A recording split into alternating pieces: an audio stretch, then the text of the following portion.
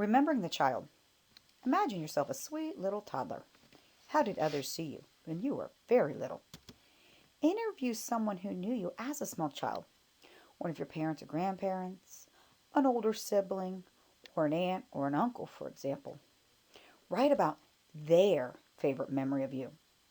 Some possibilities are when you learned how to walk or ride a bike, a memorable sports game or music event, a visit to grandparents, a special birthday, a fulfilling and relaxing evening at home, or anything else that stands out.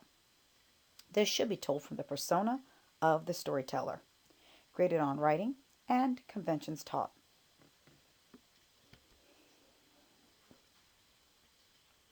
In other words, find a time in your life when you were very young, maybe before you were even in school.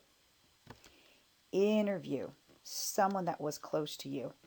And when you go to write this assignment, pretend to be your parent, grandparent, or the other relative telling the story. Sometimes these stories you may already know. They're the embarrassing story that your family tells over and over again. So, again, you can interview a parent, a sibling, or someone else that knew you as a child and take one of their stories. Or if you remember the story, that's great, you tell it yourself. No matter what, you must do it in the persona of the person telling the story, which is not going to be you, it's going to be about you. So in this story, you are a he or a she. For example, I love telling this embarrassing story about my son. You see, I was drinking a soda and unfortunately it spilled. Well, I ran out to get a towel, and when I came back, of course, there's the dog licking up the soda, and beside the dog was my son, diaper and all, licking up the soda too. That's the kind of story we want to hear about, but again, tell it from the persona of your family member.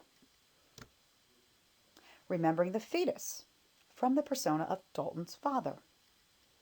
My wife realized that we were having a baby close to Christmas time, and she wanted everything to be a big Christmas surprise for our family and myself.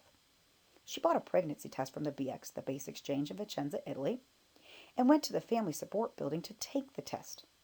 Sure enough, she was having our son Dalton, and she would make everyone's Christmas special.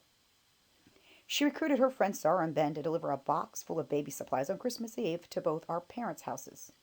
They also decorated our parents' front door in ribbons and baby shower decorations. For my Christmas gift, she had a large box downstairs.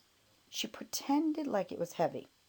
Ironically, the box was shaped like a stereo, the thing I wanted. So I excitedly tore into the package.